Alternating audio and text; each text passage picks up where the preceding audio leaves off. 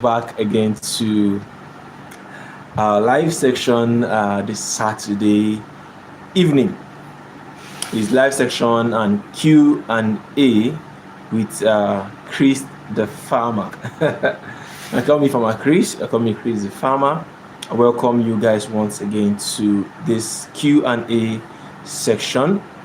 So guys, it is question and answer section with yours truly. If you have any question you want to ask, you have concerns about your farm, you have issues, you need clarifications about your farm, this is where you drop your question, and I will make sure I will do justice to any of the questions I see or I get right here. So guys, make sure you drop your questions and also like this live.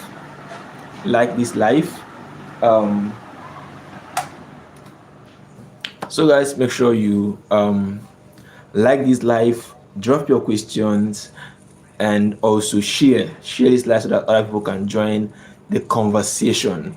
We must have this conversation. It's agriculture, it's agribusiness, it's food security, it is food production. Whether you're a small holder, whether you're a medium holder, or you're a big holder in the industry, in the agri space, you have to join the conversations. Okay, now I will start with answering the questions I got from our previous video. I will start with answering that question, then get to see your questions in this live section and also do justice to it as well. So the first question I'll be looking at is I have someone, Rose Movies. Hello, welcome to our live section Q&A with Farmer Chris, Chris the farmer as well. So the first question I will be looking at is the question I got from one of our previous video, and that was a video I posted, and when I showed 3 weeks old, my 3 weeks old nursery of tomato and pepper. So we had a question and someone shared his or her concern that I should give a nutritional breakdown of what I do to my nursery to make them look that good at 3 weeks, because according to him or her, she also have a nursery that is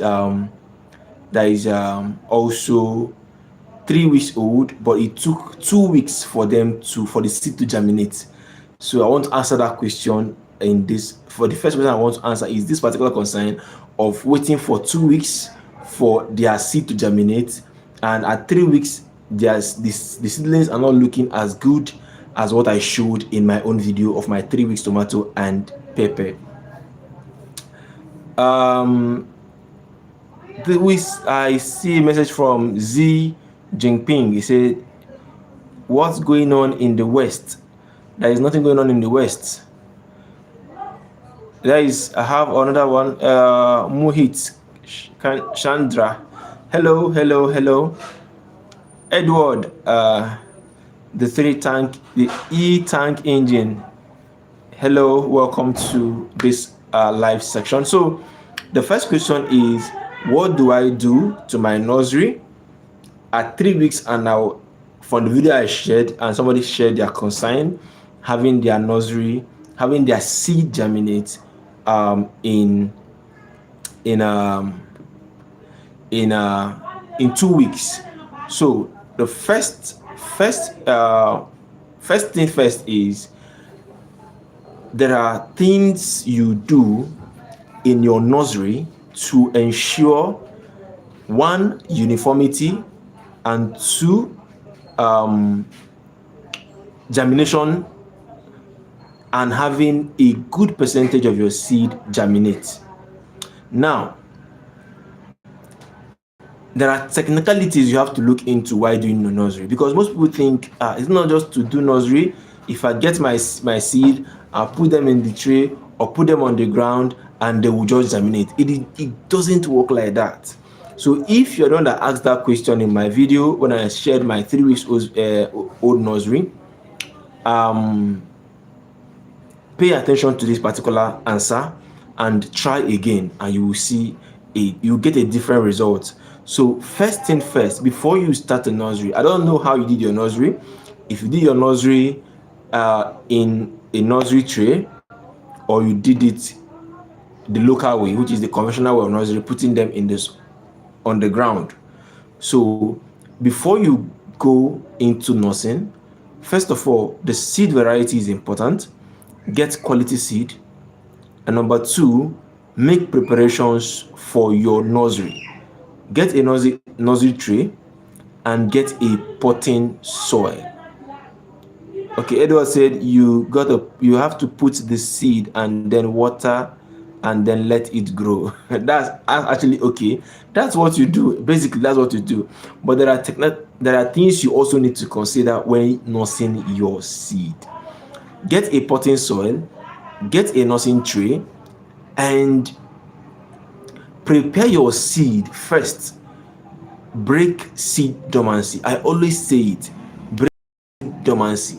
When you break seed dormancy, it makes it easy for your seed to germinate, especially habanero.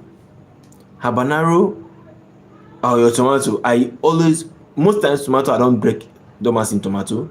I just nurse direct from seed to nursing tray and potting soil, and with my maintenance they'll germinate 95% almost all the time.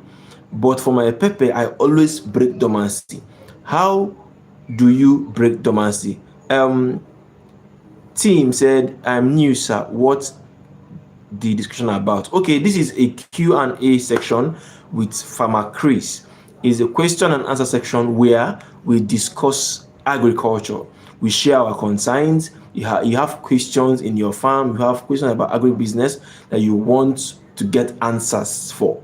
Here is where we discuss all these things. So if you have any question you want to ask, you can drop a question here and we'll do our best to answer your question.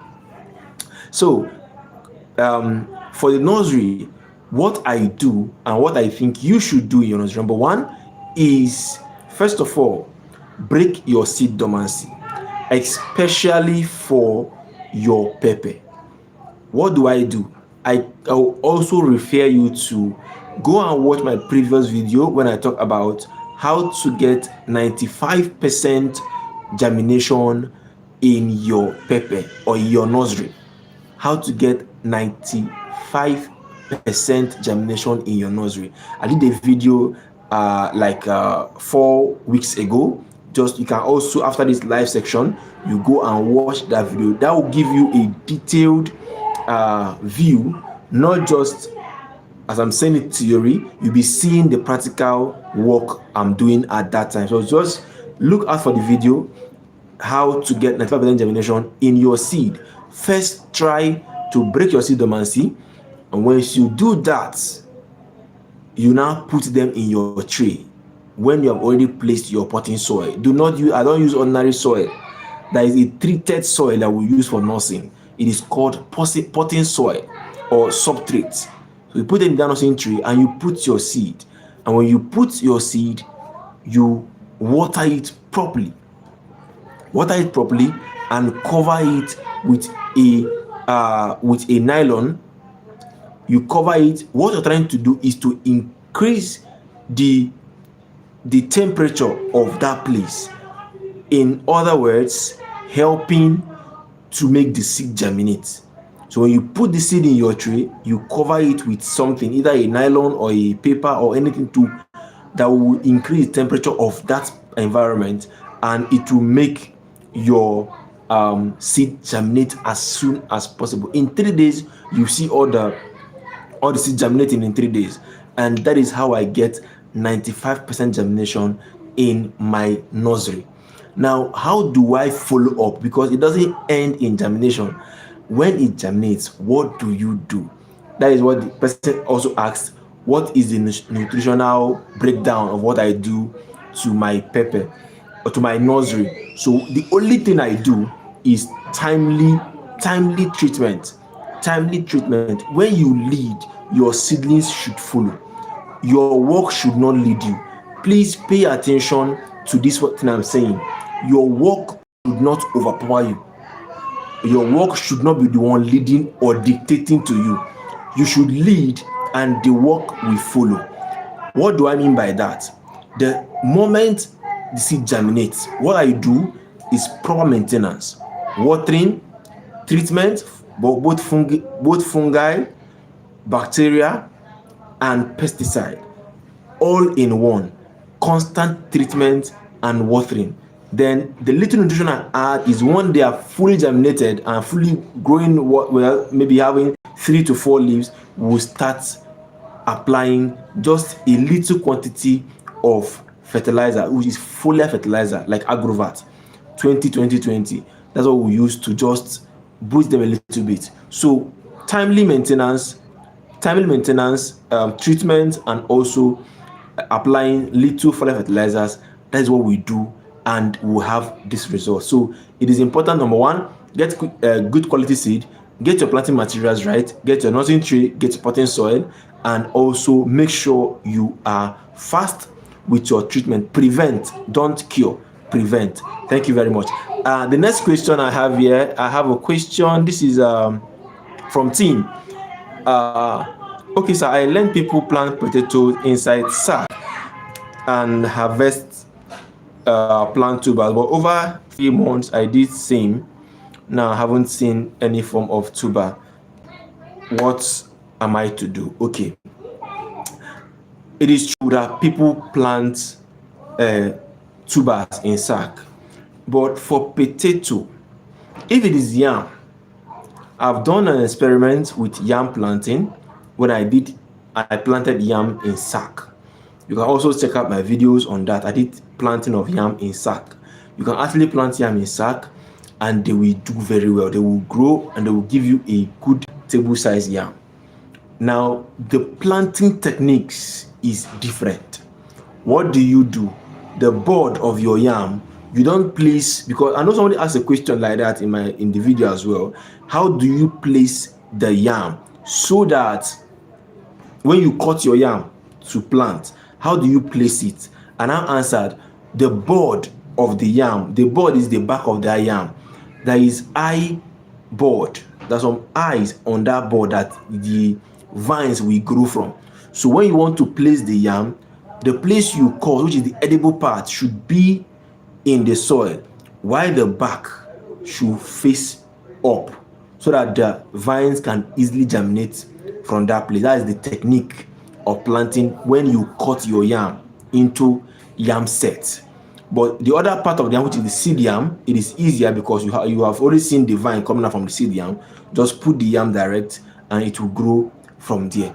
But for potato, I would advise you plant directly in the soil, not sack. I have not done it before. I have not seen the visibility in doing that, so I can't advise you on what I don't practice. I'll only tell you what I practice and what I do and what works for me. So I've done yam in sack. It's working. It have worked. The yam are already 6 months old now. I've already planted potato in the soil, not in sack. So I would advise you do your due diligence and get a very good site and plant your potato in the soil, because potato the leaves are like they are creeping plants. Their vines are creeping vines. So it's not like yam that you can stand and trellis to stand straight. No, potato are creeping plants. They need space. They need space to spread. So you can't plant them in sack. You can't plant them in sack. Do your ridges and plant your potato in the soil. That's what I do, and it has been working for me over the years. Now we have another question from Rose Movie. Say, I have a question about my plants. Okay, my pepper is having an issue. Like it's not hard some parts. I hope you understand my question. What do I do to it, please? Okay, it is not hard. It is not hard. If I understand, maybe you are trying to say that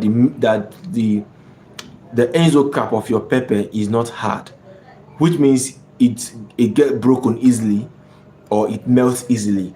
Okay, if that is your question, the only thing you need to do for to that pepper is to apply calcium. Just supply calcium to your pepper, spray, and also apply to the root. Use calcium nitrate, give them calcium nitrate. Um, it will help in the shelf life of your pepper so that it won't break easily, and it will not get bad. As you are saying that it's not hard, I believe it's the enzo cap we're talking about. So feed them with calcium nitrate. Another question I have, another question is from Ikoria Cecilia. Is it compulsory to add lime to the soil? No, it is not compulsory. The reason why we add lime to the soil is to balance the soil pH. Now, there are things you need to understand. Like I said before, there are small holders, there are medium holders, and there are big holders, real big holders in the industry, in the agri space. If you have the funds to do soil testing, and you take your soil to the lab, and you do a lab and a soil analysis of the components in your soil, and that lab will give you the percentage of what is in your soil and give recommendations if you have to use poultry manure, or you can even plant without poultry manure and they will do well, and it will show the acidity and alkalinity of the soil. That's what the soil testing does. So if you do that, you'll be able to know, okay, this my soil is acidic or has more alkaline, so I need to balance it to be a little bit in between to get a base, because all these things are important. They are chemical terms, biological terms as well, but they are all important in farming. You need to understand that when your soil is acidic, when your water is acidic, when the pH of your water is acidic, it affects your plants as well. So I'm trying to draw a point from what Cecilia asked, if it's compulsory to use lime. But if you're a small holder, you can't go to the lab to test your soil, but you're sure that this soil is the first time I'm using this soil, this particular place for farming. Is a virgin land. I've not worked here before. I'm just starting this farm here. There's no need using lime. What you need to do is have your poultry manure, and most importantly, you introduce DAP. What DAP does, DAP, is diammonium phosphate. What DAP does is to condition the soil. You understand? That's to condition the soil. So it is not compulsory. When I did in my recent project that we're doing right now,